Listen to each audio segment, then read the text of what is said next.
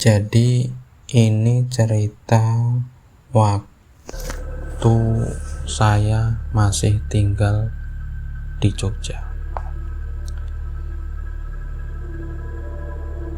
Sekitar tahun 2012 saya itu buka usaha di daerah Jogja, tepatnya di daerah Sleman, Condong Catur. Dan di situ saya ngontrak suatu rumah, ya perumahan lah, di kawasan perumahan, nggak begitu besar tapi punya 3 kamar tidur, 1 kamar mandi, dan lumayan enak suasananya. Nah, saya buka usaha di situ, bukanya adalah sablonan plus jahitan kaos atau tempat produksi kaos. Saya tinggal di situ berlima. Ada saya, ada Mas Keli, ada Mas Agung, Mas Penguk, dan Mas Kendar. Kalau Mas Penguk, Mas Agung, Mas Kendar itu dia pulang ke rumahnya karena nggak begitu jauh dari situ, dari daerah Sleman. Jadi dia pulang pergi untuk kerjanya. Yang tinggal di tempat kerja itu saya dan Mas Keli. Suatu sore saya lagi bikin desain kaos. Saya ada di depan komputer lagi bikin desain, dan saya berdua, yang lain sudah pulang. Saya berdua sama Mas Keli. Rencananya saya sama Mas Keli selesai sholat maghrib, kita mau disamperin sama Mas Iwan, teman saya juga, terus mau ke rumah teman saya namanya Babi. Nah, waktu maghrib itu saya masih bikin desain. Terus Mas Keli itu lewat di samping meja kerja saya. Terus dia duduk di teras depan, di kursi bambu. Dan ketika dia duduk itu bunyi suara bambunya gitu loh. Pas didudukin itu bunyi. Nah, gak berapa lama suara adzan maghrib berkumandang. Nah, Mas Keli ini dari teras itu dia masuk lagi ke dalam rumah. Terus saya nanya, mau kemana Mas? Mau wudhu, mau sholat. Yaudah, dia ngambil air wudhu, dan kedengeran juga ngambil air wudhunya. Dia sholat di kamar, dan saya juga ngelihat posisi dia sholat karena kamarnya tuh pintunya kelihatan dari tempat saya buat kerja. Berapa lama kemudian Mas Keli ini selesai sholat. Terus dia ke depan lagi, duduk di kursi yang dari bambu itu lagi. Lah, tahu-tahu teman saya yang namanya Mas Iwan itu datang, nyamperin saya, Mas, ayo jadi ikut nggak main ke tempat Babe? Jadi dong Mas. Ya udah yuk. Ya udah, bentar aku tak matiin komputer. Saya matiin komputer, saya matiin lampu belakang. Terus saya nanya sama Mas Iwan, loh, Mas Keli mana ya? Mas Iwan ini jawab, loh, Mas Keli kan udah kesana tadi sama saya. Kapan? Tadi sebelum adzan maghrib. Pas adzan maghrib Mas Keli udah nyampe tempatnya Babe. Loh, lah sama siapa? Sama saya, sama Mas Iwan maksudnya. Mas Iwan tuh ngomong kalau Mas Keli itu sebelum maghrib udah dijemput sama Mas Iwan, boncengan bertiga sama Mas Agung. Dan Mas Agung juga mau main ke tempat Babe. Nah, ketika boncengan bertiga itu kan nggak mungkin ngajak saya untuk boncengan berempat. Akhirnya Mas Keli sama Mas Agung sama Mas Iwan ke rumah Babe duluan. Nah, setelah Mas Keli nyampe di tempatnya Babe, baru Mas Iwan itu nyamperin saya. Terus saya ngomong sama Mas Iwan, loh, tadi maghrib itu Mas Keli masih di rumah Mas.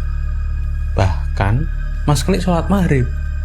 Mas Iwan bilang, enggak, Mas Keli sholat maghrib di tempatnya Babe. Nyampe sana tadi adzan, Terus Mas Klik sholat, dan habis sholat Mas Iwan habis sholat juga dia Mas Iwan jemput saya gitu. Aku kan bingung, terus tadi siapa? Berarti ternyata pas saya lagi bikin desain itu, Mas Klik itu keluar, sebenarnya nggak duduk di teras, dia keluar. Pas lagi keluar itu ada Mas Iwan sama Mas Agung, terus dia langsung bonceng, tapi saya nggak ngelihat karena saya lagi konsentrasi sama bikin desain. Lah giliran nyampe tempat babi, saya cerita dong, Li, tadi tuh saya ngelihatnya kamu loh sholat di rumah. Enggak, saya sholat di sini kok gitu, kata Mas Kli itu. Nah setelah sholat Mas Kli kemana? Ya saya di sini. Tapi tadi saya maghrib itu melihat Mas Kli sholat di tempat kerja, Mas. Enggak, Mas, saya sholat di sini. Nah terus tadi siapa, Mas? Jangan ngikuti saya lah. Enggak, serius. Ceritalah saya sama Babi kan, orang yang lebih tua. Babi, tadi itu saya ngelihat Mas Kli duduk. Terus pas maghrib itu dia lewat samping saya. Bahkan saya tanya, Mas Kli mau kemana? Mau sholat. Terus ngambil air wudhu, dan itu dengar saya. Nah ternyata ya mungkin itu jin baik gitu.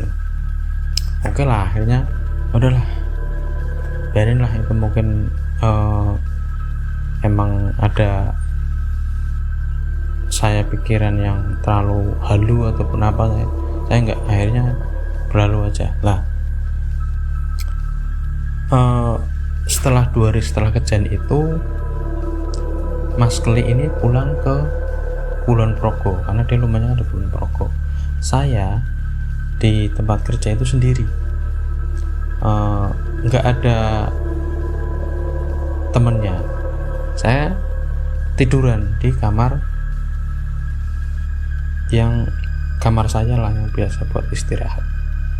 Dan Mas Kli itu sekitar pulang sekitar jam 8 atau jam 9 lah dia pulang.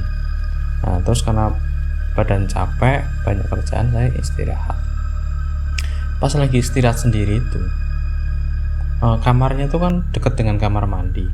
Saya ngelihat orang keluar dari kamar sebelah, dan orangnya tuh jelas banget pakai baju garis-garis, celana hitam, masuk ke kamar mandi. Dia ambil wudhu juga. Terus saya juga ngelihat dia keluar lagi, masuk ke kamar yang sebelah, dan saya tengok itu orangnya sholat. Ya sudah dong, karena lagi saya nggak tahu, saya jadi keinget kata-kata Babe bahwa apa-apa itu mungkin jin baik. Apa ini jin lagi? Dan saya juga sadar kalau di situ sebenarnya nggak ada siapa-siapa, cuma ada saya. Dan setelah saya lihat lagi, itu juga sudah nggak ada orang. Loh, kok nggak ada orang? Tadi siapa ya? Saya gak takut itu sebenarnya, tapi udahlah, saya beranikan coba untuk tetap berani, karena saya merasa itu cuman bayangan saya aja. Tapi paginya saya ketemu sama Mas Kli dan ketemu sama teman-teman, saya juga cerita kalau itu. Ya udahlah Mas, nggak apa-apa gitu, nggak usah takut. Enggak sih, nggak takut itu. Nah berapa malam kemudian saya tuh makan di angkringan dekat-dekat tempat kontrakan saya. Saya ditanya sama tukang angkringannya, Mas, kayaknya kok sering lihat ya ngontrak di mana? Itu Mas, nomor 85. Oh situ Ton, yang tadinya rumah kosong ya? Iya, sekarang saya tak buat bikin sablonan sama produksi kaos. Oh lah kenapa Mas? Ya nggak apa-apa, dulu jarang ada yang betah kalau yang ngontrak di situ. Dulu dikontrak anak-anak mahasiswa juga nggak lama pada pindah, katanya segini gini. Aku terus bilang, jangan nakutin saya Mas. Nggak apa-apa Mas, santai aja, nggak usah takut gitu. Ya udah, Dan malam setelah saya di angkringan itu, saya pulang, malamnya kejadian lagi. Jadi kayak orang narik apa ya, di belakang itu kan ada sumur yang sumur galian. Jadi bukan sumur bor, itu enggak, sumur galian itu. Jadi kalau malam itu kayak ada orang narik ember ke atas itu kan, terus kan bunyi kan, krek krek krek kayak gitu. Itu hampir setelah kejadian itu sering banget saya dengar. Kadang kayak bunyi ember jatuh ke air itu sering, dan itu sering banget. Tapi saya sih nggak merasa terganggu atau merasa takut, karena saya mikirnya kalau mereka jahat pasti saya udah ditakut-takutin dari pertama kan. Dan mungkin itu memang dari sisi lain di rumah kontrakan itu aja. Dan enggak sekali, 2 kali atau 3 kali, sering banget